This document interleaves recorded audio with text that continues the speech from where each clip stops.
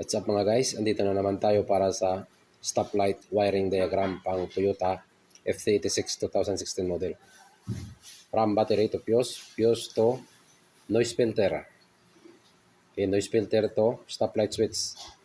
Balik dito sa noise filter. Noise filter to stoplight. Left side, stoplight. Right side, stoplight center assembly. Ground. Ito guys, joint connector. Ground po ito guys.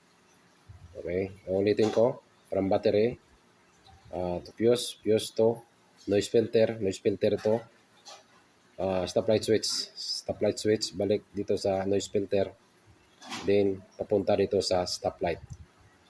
Left side, right side, and the center assembly. Ito guys, ulitin ko. Joint connector po ito. Ito ang stoplight switch. Ito ang noise filter. Okay, ito ang fuse.